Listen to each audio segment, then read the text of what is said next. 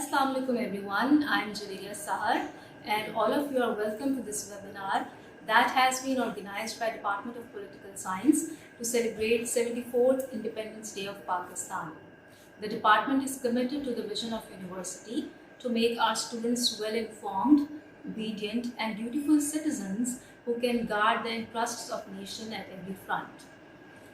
It's been more than 7 decades since we won independence under the sagacious leadership of Qaeda Azam Muhammad Ali Jinnah.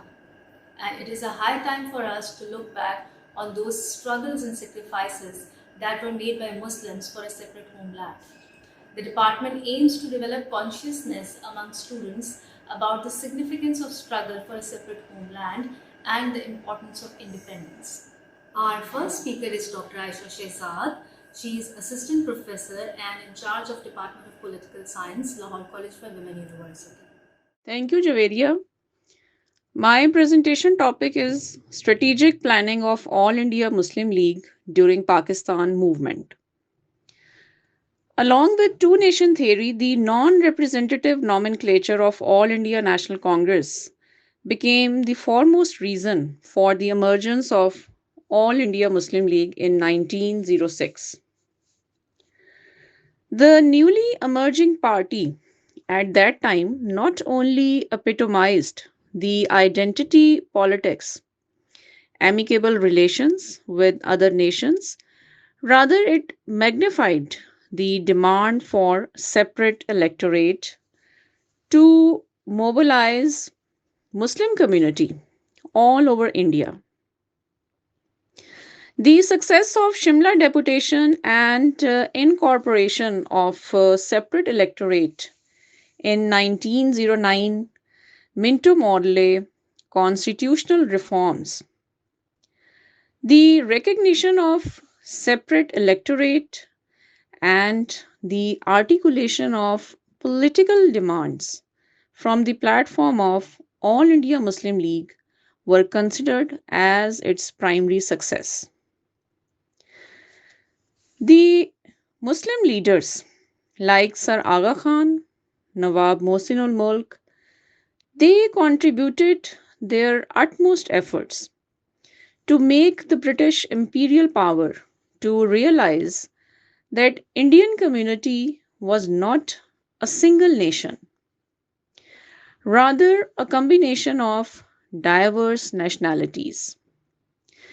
Despite these developments, still there was a moderate leadership in both leading political parties like Gokhale in All India National Congress and Qaid-e-Azam Muhammad Ali Jinnah in All India Muslim League. They endeavored to embed the spirit of unification among Muslims and Hindus to pursue their strategic objectives. Therefore, the mutual settlement in a form of Lucknow Pact 1916 manifested another political triumph on the part of All India Muslim League. However, this unification could not last long, and the political developments till 1920 generated divergence between Muslims and Hindus. Subsequently, Montego Chelmsford reforms 1919 also compressed political freedom of Indians under Rowlatt Act, which was also known as Black Law. And it referred to put ban on all sorts of political demonstrations and protests for the general public against any policy of the government. So, this was the moment when All India Muslim League gave a new orientation to their strategies and stipulated towards the demand for federal structure in United India. Then the 14 points by Qaid-e-Azam Muhammad Ali Jinnah in 1929 was a major contribution from the platform of All India Muslim League to provide constitutional formula to manage political conflicts among various political entities in India. Although it was contrary to Nehru Report 1928, but the incorporation of federal system in 1935 Indian Act gave another impetus to All India Muslim League. In the aftermath, the offensive nationalist designs by All India National Congress were reflected in Congress ministries during 1937 till 1939. And the brutalities against Muslims during these years compelled them to create a strategic space for the Muslim community in United India. Henceforth, All India Muslim League diverted their destiny towards separation. And the Lahore Resolution 1940, which was presented by Fazlul Haq, that unfolded the reality of All India Federation. Then, right from here till 1947, All India Muslim League continued its struggle for a separate state as a strategic compulsion for Muslim community. And throughout these 7 years, since 1940 to 1947, All India Muslim League did not make any compromise at the cost of their basic cause, and that was the establishment of a separate homeland for the Muslim community in India. Thank you. Thank you, Dr. Aisha, for your presentation. You have provided us an understanding of how did the political party, All India Muslim League, won rights for the Muslim on the constitutional front. Our second speaker is Dr. Sadia Mahmood Falki. She is Assistant Professor in the Department of Political Science, Lahore College for Women University. Her research expertise are in the area of civil-military relation, politics of federalism in Pakistan, politics of major powers, and research methodology. Bismillahirrahmanirrahim. Thank you, Javeria. Dear colleagues and students, Dr. Aisha Shahzad has comprehensively explained the strategy of All India Muslim League to secure Muslim rights while highlighting the key dynamics of demand of a Muslim state in subcontinent. The focus of my talk will be to draw your attention toward a key driving force of Pakistani Federation, which is demand of provincial autonomy. The religious identity of Muslim nation in subcontinent was also highlighted by Muslim political elite to ensure the provincial autonomy in subcontinent, which gradually shaped the idea of a Pakistani Federation. Pakistan is a homogeneous state in the terms of religion. However, it seems heterogenetic in the context of ethnic and linguistic identities. Pakistan as a federation is basically product of two paradigms.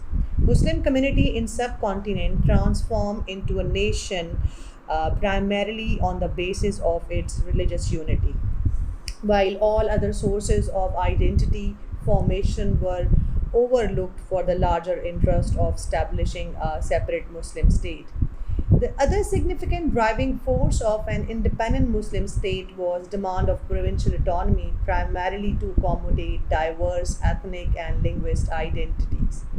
The direction of future political system of newly born Muslim state was expected to originate from consensus and power sharing among all ethnic and regional entities comprising Pakistan. Federalism as a political system primarily persists in those states where aspiration of unity is constitutionally managed with cultural, ethnic, and linguistic diversity. In a simpler way, federation is a legal and constitutional arrangement based on administrative divisions on regional, ethnic, or linguistic deliberation. Pakistan, since its inception, is a multi ethnic, multilinguistic, and multicultural state. Despite all constitutional challenges, issues of governance, and ethnic disagreement, the philosophy of federalism remained a significant and legitimate attribute of Pakistani political system, which led to declare Pakistani state a federation under all the constitutional schemes in Pakistan. The political and constitutional history of Pakistani Federation is troubled by center province estrangement and repeated political shocks and breakdown. Now, there is need to know that nationalism primarily materializes on the basis of having something common among the people like language, race, culture, and at times religion to unite various groups to transform them into a nation, as it was evident case of Pakistan. Pakistan came into existence in 1947 as a rare example of carving geographical territory on the basis of religion. So it means that religion and language are two important dynamics in Pakistan's political, constitutional, and federal history, which from time to time serve to formulate and overwhelm assertion of religious and ethnic identities. The challenges of power sharing and provincial autonomy persisted throughout the history of Pakistani state, which primarily augmented due to indecisiveness of federal consensus over the mode and quantum of provincial autonomy, lack of resolution to the federal problems, and inappropriate means to address the provincial apprehensions were inevitably resulted as a consequences of separation of eastern wing of Pakistani Federation in 1971. In a similar manner, it also caused violent ethnic discord in Sindh and various phases of insurgency in Balochistan province. Federalism as a constitutional design in Pakistani state was product of its historical past and pre-independence political experience of Muslim leadership. Pakistani state was largely result of fears of Muslim political leadership, primarily originated from the expected departure of British colonial masters from the subcontinent and the potential threat of political and numerical dominance of Hindu in United India. So, idea of a separate state based on Muslim assertions of being a distinct nation all the way through the right of self-determination was viewed as a political strategy to counter Hindu primacy. So, while a partition of subcontinent was deemed as an indispensable task to realize the Muslim claim of distinctiveness, in the backdrop of Lucknow Pact of 1916, signed by All India Muslim League and All India National Congress, while keeping the plural nature of Indian society, there was already consensus between the two key political parties on federalism as a future political system in United India. Reforms of 1919 also provided limited provincial autonomy in subcontinent with a system of diarchy, which was not praised by both All India Muslim League and Congress. All India Muslim League officially endorsed the idea of federal political system during its session held in 1924 by demanding that provinces should be placed under a federal government with full provincial autonomy. However, Congress version of federalism was pronounced by Nehru Report of 1928, which technically advocated a unitary state. The form of federation proposed by Nehru was centrist, where the residuary powers were proposed to stay with center. Congress concurred with British government over the centralization of federal structure in United India while disagreeing over the extent of Indian control over them. On the other hand, All India Muslim League was more in the favor of decentralized federation while viewing it as a minority protection. The founding father of Pakistani state, Quaid-e-Azam Muhammad Ali Jinnah, was also in the favor of granting residuary power to the federating units. Muslim assertion of a political system was more evident by 14 point of Quaid-e-Azam Muhammad Ali Jinnah, which was largely to counter Nehru Report of 1928 and its Nehru Report's attempt to disregard Muslim political interest. Jinnah in his scheme clearly demanded that there should be a federal political system with uniform provincial autonomy while assigning residuary power to federating units. The idea of a federation as a future political system of subcontinent was further expanded by another influential Muslim political thinker and leader Muhammad Iqbal in his famous presidential address in 1930 by identifying the area of Punjab, Sindh, NWFP, Balochistan, and Kashmir as likely Muslim autonomous states. Later, the Round Table Conference in London in 1931 failed to devise any consensus between its key participants except the agreement that future constitution of subcontinent would be federal. Government of Indian Act 1935 as a federal scheme in subcontinent provided very limited mode of provincial autonomy, and it was termed as unsatisfactory and fundamentally bad by Qaid-e-Azam Muhammad Ali Jinnah. However, it also led down the rationale of a federal polity among Muslim elite to manifest their demand of independence in later years. The Lahore Resolution of 1940 devised the demand of a separate state for Muslim nation which was based on federal principle.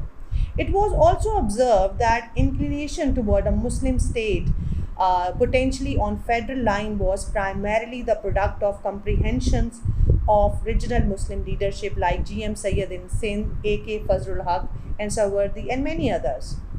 So their collaboration with All India Muslim League to deal with the conflicting dynamics of diversity and unity stemmed from a common fear and perception of further colonization and Hindu dominance.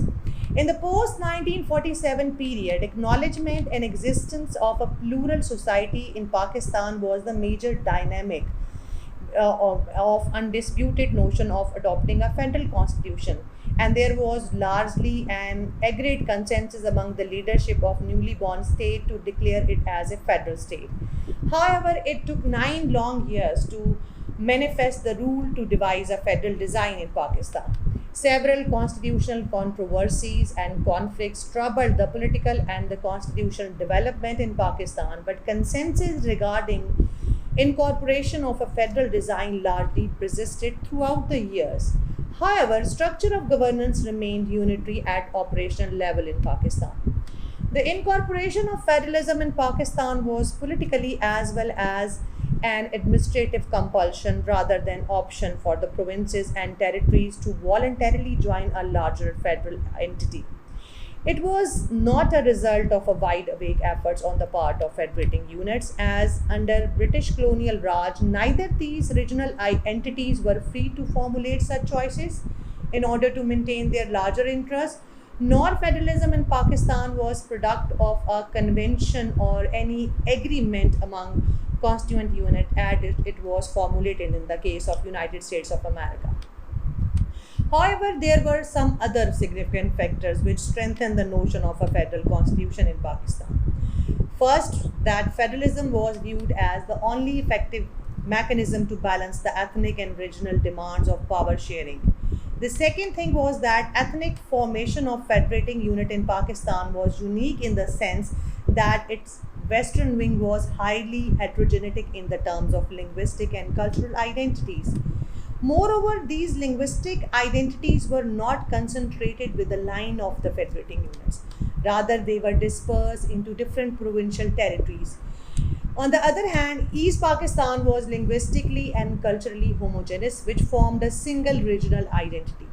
The lack of geographical association of East and West wing of Pakistani Federation was most important factor, which shaped the consensus for a federal constitution.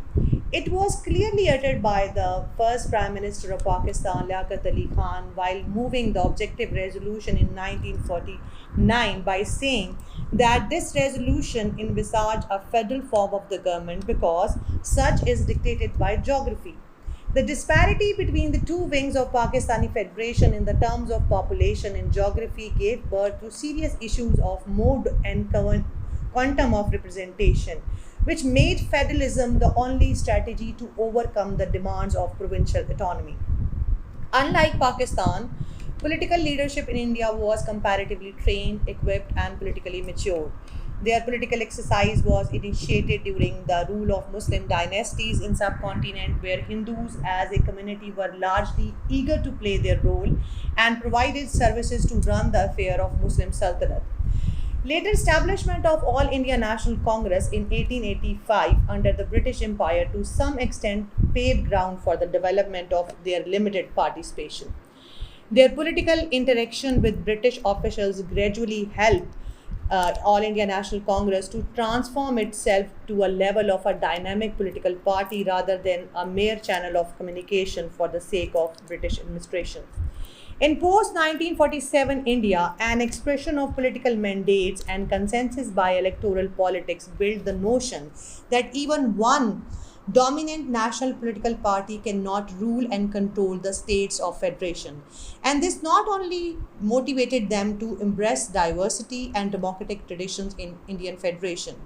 The pluralistic and accommodative approaches were also practiced in India as an effective mean to confine military into their barracks.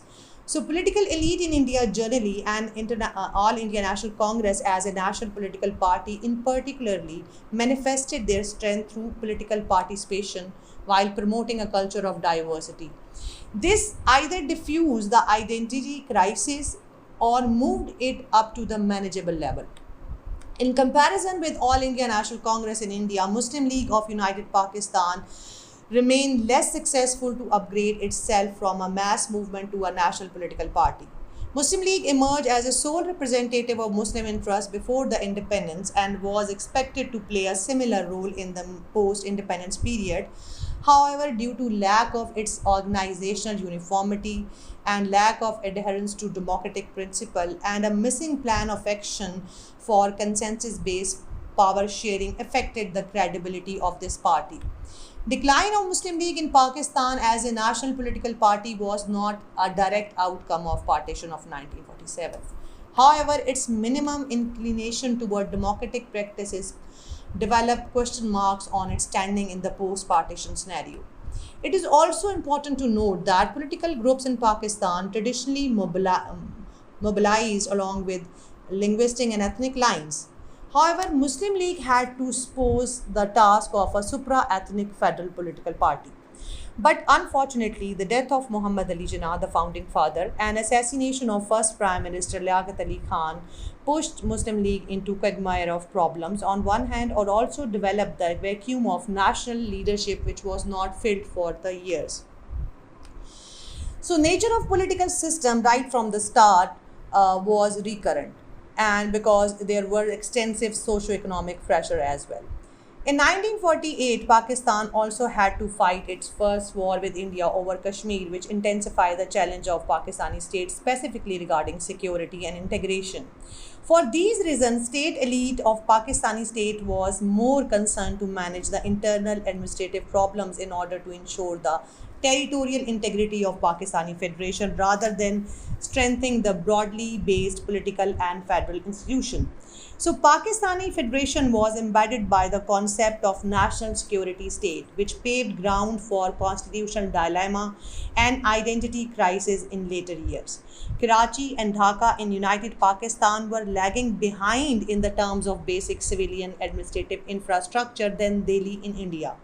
This was precisely explained by a scholar in an apt manner that it is an oversimplification with some truth to say that while in India independence involved restructuring a state, in Pakistan it involved building a state. Delhi existed, Islamabad had to be built. During the years of independence movement, specifically from 1940 to 47, Muslims largely had consensus for the demand of separate homeland. But in the post-independence era, due to lack of equitable division of political, administrative and financial powers, led many regional groups vigorously identify with their respective ethnic and linguistic identity. It was generally believed by the state elite of Pakistan that religious affiliation will gradually supersede all other bonds and association. However, Islam was no more a political expression of identity due to homogeneity of population of Pakistani Federation in the terms of religion. This homogeneity based on Islam led many linguistic groups to use their ethnic or linguistic identities to manifest their distinctiveness, to claim their share in the federal polity. And there were two factors which played important role to hamper the process of nation building. First, Islam since independence movement for a separate state for Muslim was the prime dynamic of integration of Muslim community in United India, but the political instrumentalization of religion seemed less effective to integrate these ethnic identities in the post-independence era. Later, East Pakistan separation from Federation in 1971 also demonstrated that political use of religion and the related discourse largely based on exclusively on religious identity were not able to deal with the emergent ethnic consciousness. It is important to note that amended version of Government Indian Act of 1935 significantly preceded the colonial mindset, as it was at first an arrangement for British colonial masters to develop convenient administrative structure in subcontinent, which did not provide sound basis of democratic federalism in Pakistan. It was neither designed to exclusively offer provincial autonomy to the federating units in Pakistan, nor an effort to address the ethnic apprehensions in a given political system of Pakistan. So in Pakistan, pace of political development persisted very slow, and political elite largely remained less successful to devise an independent constitutional mechanism and adopted the same line as devised by the British under the Government Indian Act of 1935, which was characterized by strong centre and limited provincial autonomy. The objective resolution in 1949 as a key constitutional development also provided the list of fundamental principles which included a definite commitment to organize the political system based on federal lines. Later, the Constitution of 1956 and 73 also focused the federal aspect of Pakistani state. However, due to lack of democratic practices, the process of provincial autonomy was hampered, which is basically the core of Pakistani state. The 18th constitutional amendment in 2010 transformed the Pakistani federalism from majoritarian to participant federalism. However, challenges still persist at operational level as ethnic groups in Pakistan are not viewed as stakeholder of Pakistani Federation, and there is dire need to educate students and common men that Pakistan is a federation and provincial autonomy is the key driving force which led to establish a Muslim state and which compelled Pakistani state and its elite to preserve its unity while respecting the diversity. Pakistan Zindabad. Thank you, Dr. Sadia, for your presentation. You have provided us a new paradigm of understanding Pakistan movement through the context of provincial autonomy. Our next speaker is Dr. Mariam Azam. She is Assistant Professor in Department of International Relations, Lahore College for Women University. Her research interests revolve around terrorism, counter-terrorism, militancy, and security studies. Assalamu alaikum. A very happy Independence Day to all of you. Independence does not come without struggle. In case of Pakistan, we see that during the Pakistan movement and even after the inception of Pakistan had to struggle to survive, sustain, and to develop as a viable state. In the recent times, we see that Pakistan has been facing several challenges, but on the same hand, Pakistan also have come across opportunities. Just like a life of a human being, which is full of opportunities, challenges, and prospects. There are some bad times, there are some good times. Just like that, a life of a state is also full of opportunities and challenges. Now, it is the political will and the capacity of the state that how they are going to utilize the opportunities, create new avenues for the development of the state, and how to contain and resolve the challenges which they are facing. So here I would like to mention one of the biggest golden opportunities that Pakistan has in the shape of the flagship project between Pakistan and China, and that is the China-Pakistan Economic Corridor. Now, China-Pakistan Economic Corridors, the CPEC project, it has altogether what we can say has changed the South Asian political and geopolitical discourse. And Pakistan is situated at the epicenter of the South Asian politics. Therefore, CPEC project, which is central project within the whole BRI Belt and Road Initiative of China, CPEC is the main central project, and Pakistan has a fundamental role in CPEC. So from this corridor politics, Pakistan will not be only connected across the regions, but it is a golden opportunity for Pakistan, that how Pakistan can address its long unaddressed issues of economy, economic development, sustainability, and eventually it will also improve the overall power position and placement of Pakistan in the international system.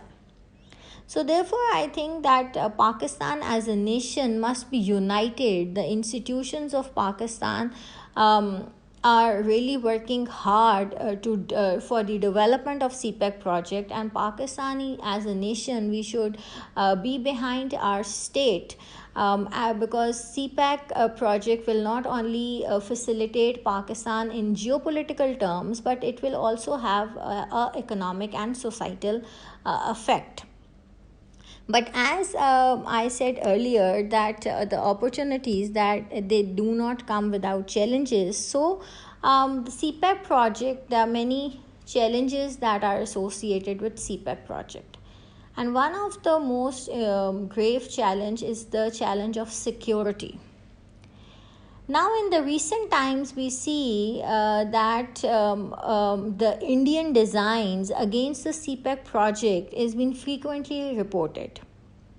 Therefore, I think that whether it is the hybrid warfare tactics of India, or their propagation tactics, or whether it is that how they are supporting certain militant groups against Pakistan, as a nation must be united. Our civilian and military government must be united to identify the threats and to contain these grave challenges related to security. In addition to it, I think that another challenge that still exists in Pakistan is that for nearly now 20 years we have been facing this new form of militancy since 2001, and it has completely disrupted our internal security paradigm. So, but Alhamdulillah, the way our Pakistani armed forces they fought a long war in the tribal belts of Pakistan, and our Shohada, they have given their lives for the security and safety of Pakistan, and they, through different military operations, and particularly Operation Zarb-e-Azb and Raddul Fasad, we have been able to disrupt and dismantle the strongholds of militants, whether they were in the tribal belts of Pakistan or their pockets were existing in the urban centers of Pakistan. So this is one of the success stories that Pakistan has from the last 20 years, that we as a nation has been able to contain and to fight this menace of terrorism and militancy. Moreover, I think that what I would be talking about is the societal challenge. And the society, a viable, cohesive, united society, will always contribute in the development of a state. It is the backbone of the state. But a divided society, a disrupted society, it will always have negative repercussions on the development of the state.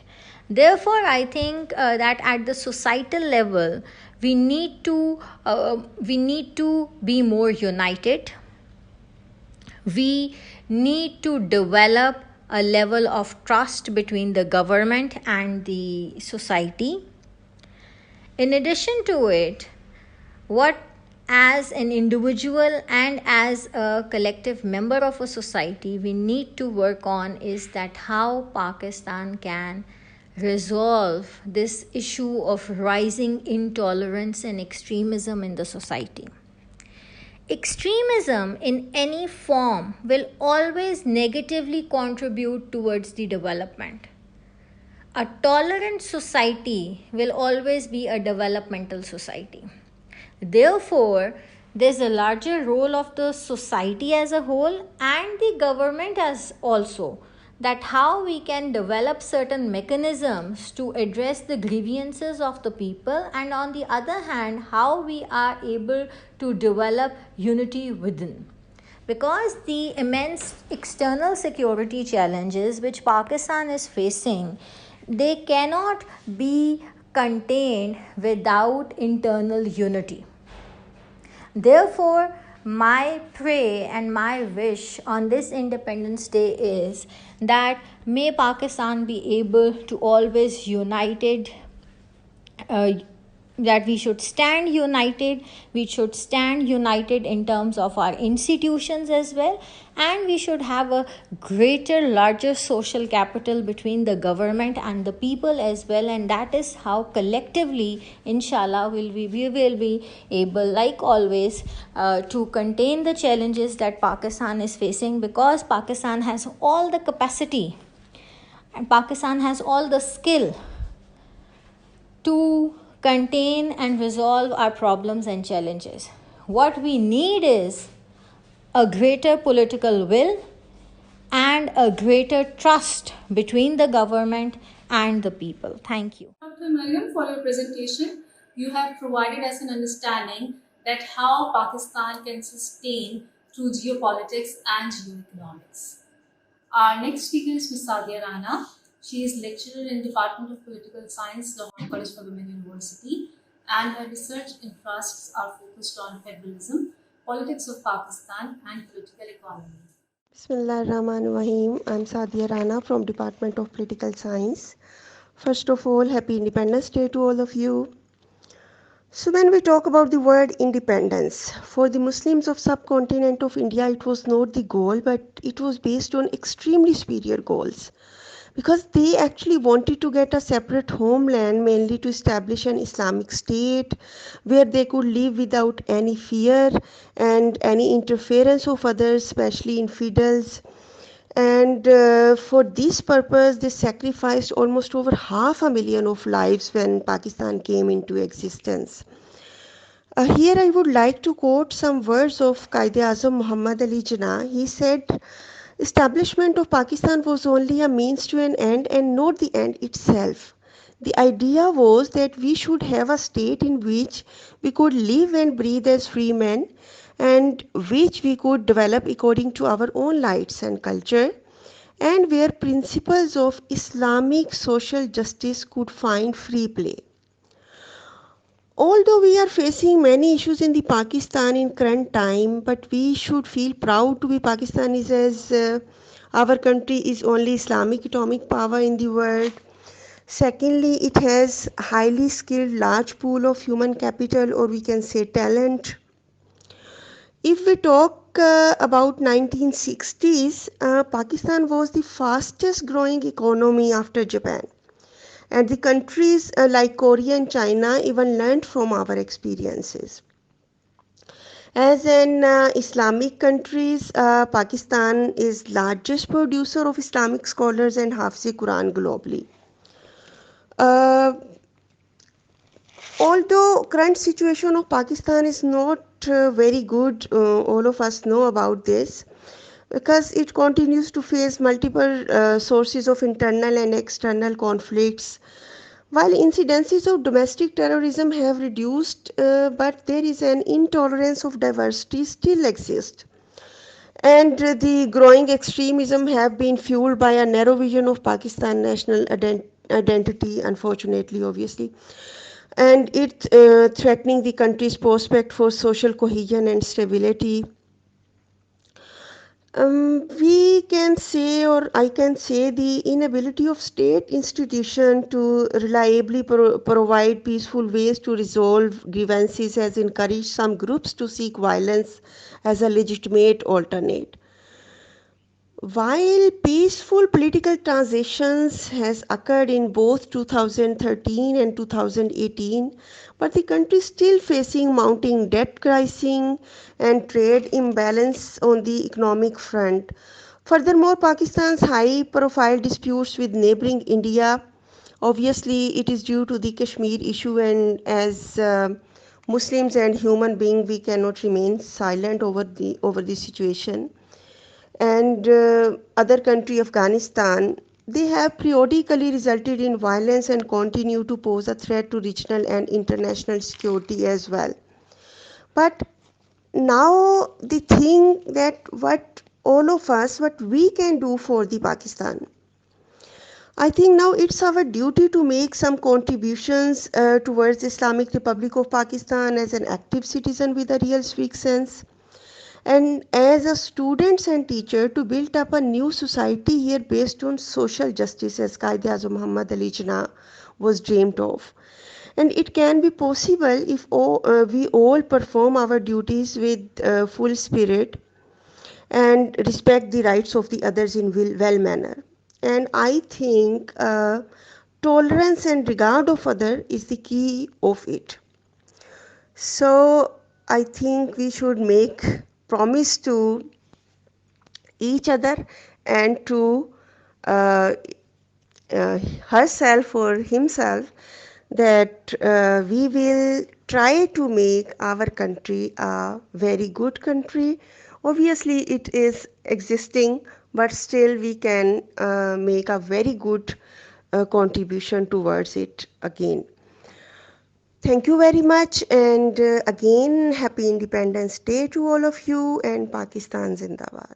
Thank you, Ms. Sadia, for your talk and for giving a message for different sections of Pakistani society to how we can make Pakistan great.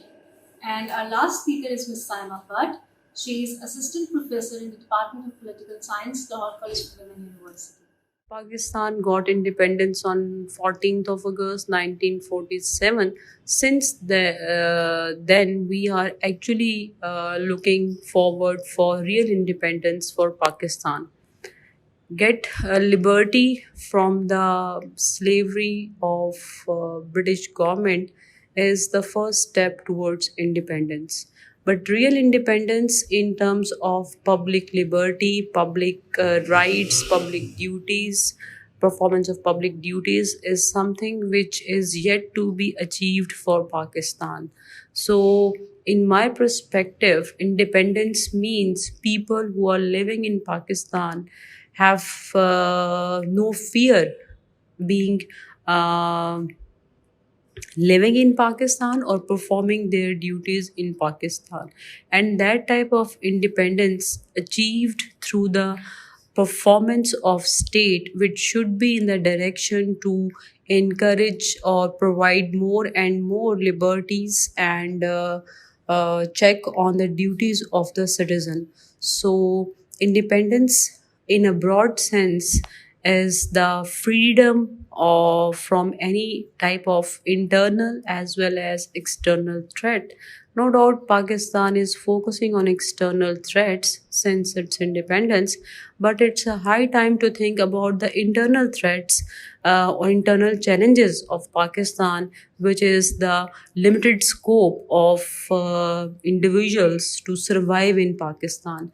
So if each and every person living in Pakistan, or at least majority of people living in Pakistan, believe that they are living in an environment where they are secure, where they are independent in doing what they want to do, is something which is called real independence. So independence from the fear, from the threats, internal and external, of the people is something which is yet to achieve, and we are looking forward that one day we will achieve it with devotion and commitment with the state. It's a dual responsibility, not only state but also citizens are responsible in achieving this goal. Thank you, Ms. Saima, for your talk and providing us an understanding about the significance of independence. And towards the end, I request Dr. Aisha Shehzad to please share her message for the youth of Pakistan in general and for the students in particular. It's my pleasure that university has given us an opportunity to make our contribution regarding Independence Day celebrations. and I express gratitude to all the participants to grace this occasion. Here I must say that independence, identity, and integrity are the core values of every nation. Independent nations always tend to empower their youth with knowledge and skills. The founder of Pakistan, Quaid-e-Azam Muhammad Ali Jinnah, gave a precious message to the youngsters to continue their efforts for nation building. He reiterated to give a positive orientation to the future builders for social cohesion. Our youth must be well equipped with logic and reasoning.